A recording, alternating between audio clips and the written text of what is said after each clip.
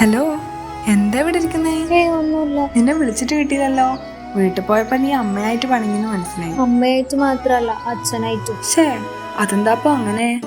ചേച്ചി, ഞാൻ +2 തോറ്റാ പിന്നെ എന്റെ കാര്യം പോക്ക ചേച്ചി. നീ എന്തിനാ ഇങ്ങനെയൊക്കെ ചിന്തിക്കുന്നേ?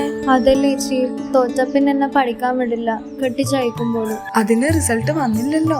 ഒരു മാറ്റം ഉണ്ടാവില്ല, ഞാൻ തോക്കൂ, എനിക്ക് ഉറപ്പാ. നീ ഇങ്ങനെ ഒരുപാട് ആലോചിച്ച് വിഷമിക്കല്ല. ചേച്ചിക്ക് അങ്ങനെ അറിയാം, ചേച്ചി +2 എല്ലാം കഴിഞ്ഞ് ജോലിയെല്ലാം സെറ്റായി. എനിക്കും അങ്ങനെ ചേച്ചീനെ പോലെ ഫ്രീ ആയി ഹാപ്പി ആയി മുന്നോട്ട് പോകാൻ ആഗ്രഹം. പക്ഷെ ഒന്നും നടക്കൂല. +2 അല്ല ശരിക്കും ജീവിതത്തിന്റെ മാനദണ്ഡം.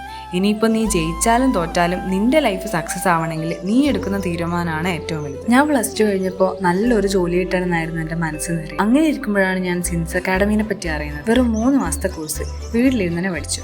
കോഴ്സ് കഴിഞ്ഞപ്പാടുന്ന ഞാൻ 1-2 കമ്പനിയിലെല്ലാം ഇന്റർവ്യൂ അറ്റൻഡ് ചെയ്തു. അതിൽ നല്ലൊരു കമ്പനിയിൽ ജോലിയും കിട്ടി. അതുകൊണ്ട് ഇനി നീ +2 പൊട്ടിയാൽ രക്ഷപ്പെടും. ചേച്ചി ചേച്ചി, ഞാൻ +2 ജയിച്ചു. കൺഗ്രാറ്റ്സ്. ഇനി എന്താ പരിപാടി? ഞാൻ വീട്ടിൽ പറഞ്ഞ് സമ്മർപ്പിച്ചു സിൻസ് അക്കാഡമി ചേരാൻ. നല്ല തീരുമാനം. എന്നാ നിന്റെ ലൈഫ് രക്ഷപ്പെട്ടു എന്ന് വെച്ചോ.